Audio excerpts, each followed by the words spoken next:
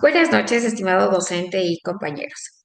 El día de hoy analizaré el control constitucional de los actos administrativos con efectos generales a la luz de un hito jurisprudencial, como es la sentencia número 20-12 de la Corte Constitucional del Ecuador.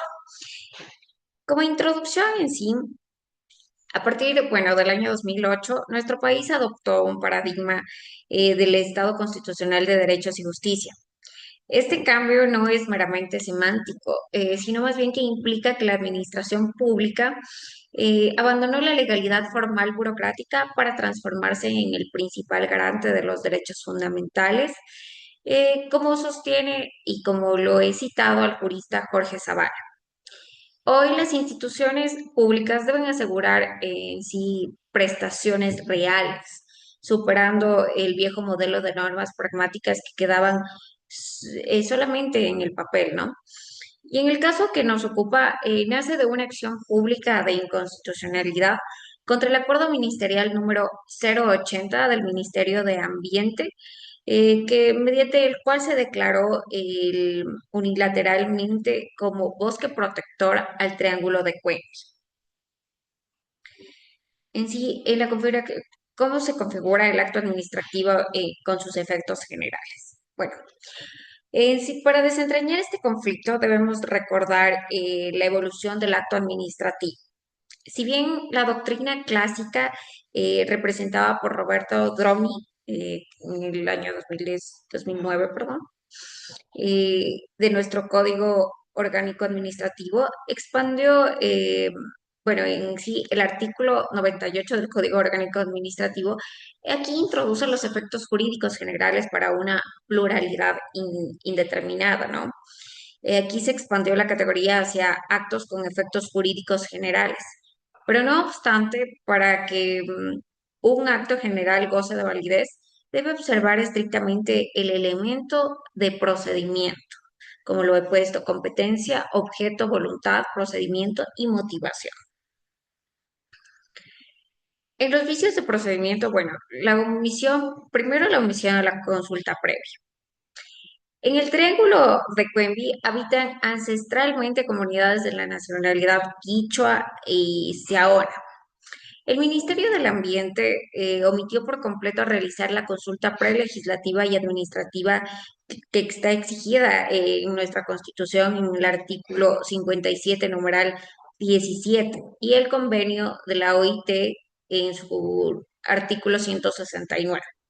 Bueno, la Corte Constitucional determinó que esta omisión configuró un vicio insubsanable de forma y de fondo, ya que la participación ciudadana no es un trámite optativo, sino es un requisito de validez cuya ausencia deviene de una nulidad absoluta según el artículo 105 del Código Orgánico Administrativo.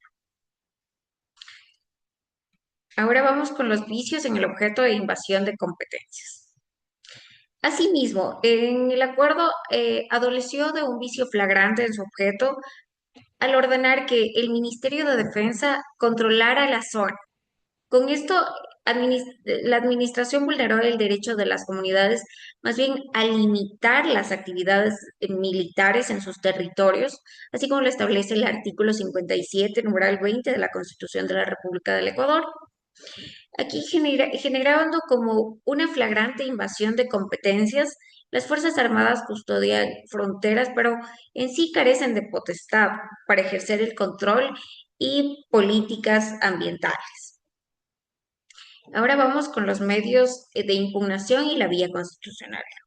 Bueno, frente a estas arbitrariedades normativas, la justicia ordinaria y contenciosa administrativa resultaba insuficiente, ya que el control abstracto de constitucionalidad estipulado en el artículo 436, numeral 4 de la Constitución de la República del Ecuador, el mecanismo en sí es el mecanismo idóneo que permitió a la Corte proteger la existencia material y cultural de estos pueblos en sí ancestrales. Ahora, la responsabilidad extracontractual y acción de repetición. Ahora bien, en un enfoque sí fundamental de este análisis es el impacto en la responsabilidad extracontractual del Estado. Sí, conforme con el artículo 330 del Código Orgánico Administrativo, el Estado responde patrimonialmente por los daños calificados que causen sus dependencias, incluso mediante actos lícitos. Si la Corte no hubiese frenado la militarización, en sí las consecuencias de desalojo en el Triángulo de Cuembi y el Estado ecuatoriano habían enfrentado unas deudas multimillonarias, por lo que tanto la consulta previa debe de ser entendida por los funcionarios sí, públicos, que ya no en sí como un obstáculo burocrático, sino más bien como una verdadera garantía de inmunidad administrativa que legitima la actuación pública y blinda un erario estatal en sí. Como conclusión y como mi aporte personal en sí, creo que, bueno, para concluir el análisis de la sentencia 20-12 del año 2020, bueno, se ratifica que la constitucionalización de derecho administrativo erradicó la presunción absoluta de legalidad. Ningún fin público, ni la conservación ambiental ni la seguridad nacional autoriza a la administración a pisotear los derechos colectivos de los pueblos indígenas, como lo es la consulta previa. Como aporte personal, considero que este fallo expone la necesidad urgente de más bien rediseñar los incentivos de la función pública en Ecuador. La Corte Constitucional cumplió un rol garantista que fue impecable, eso no lo podemos negar, pero en sí el verdadero reto es preventivo, yo creo, ya que los funcionarios públicos que emiten resoluciones en sí ignorando el bloque de la de constitucionalidad, por favor, no solo anulan sus propios actos, sino que arriesgan activamente el recurso del Estado. Y por ende, en sí, la implementación de la acción de repetición del artículo 11, numeral 9 de nuestra Constitución de la República del Ecuador, yo creo que debe de dejar de ser una excepción teórica, sino más bien convertirse en una práctica automática y rigurosa.